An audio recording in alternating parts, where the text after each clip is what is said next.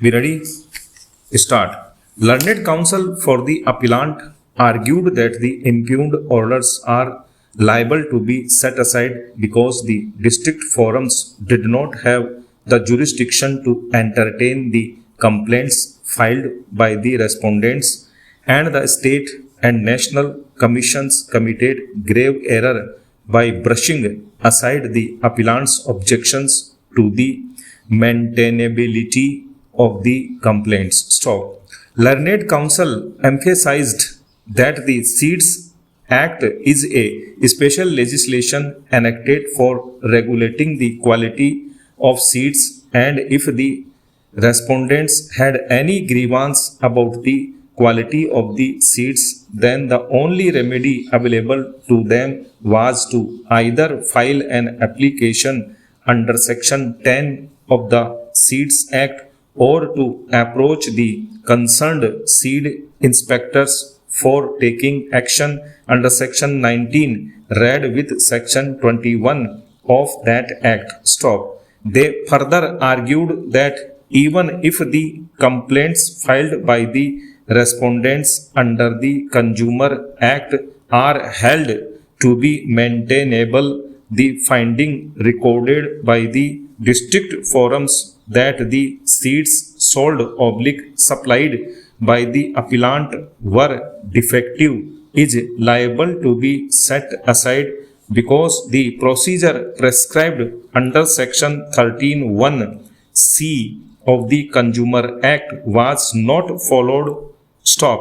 Learned counsel relied upon Section 8 of the Arbitration and Conciliation Act 1996 and argued that in view of the arbitration clause contained in the agreements entered between the appellant and the growers, the latter could have applied for arbitration and the consumer forums should have non-suited them in view of Section 8 of the Arbitration and Conciliation Act 1996. Stop.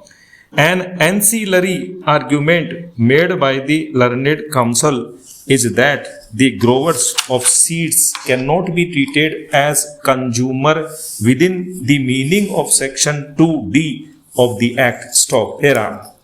Learned counsel for the respondents supported the impugned orders and argued that the district forums did not commit any illegality by entertaining the complaints filed under the Consumer Act because the Seeds Act and the rules framed thereunder do not contain any provision for compensating a farmer whose crop is lost or who does not get the expected yield if the seeds sold/supplied by the appellant are defective. Stop.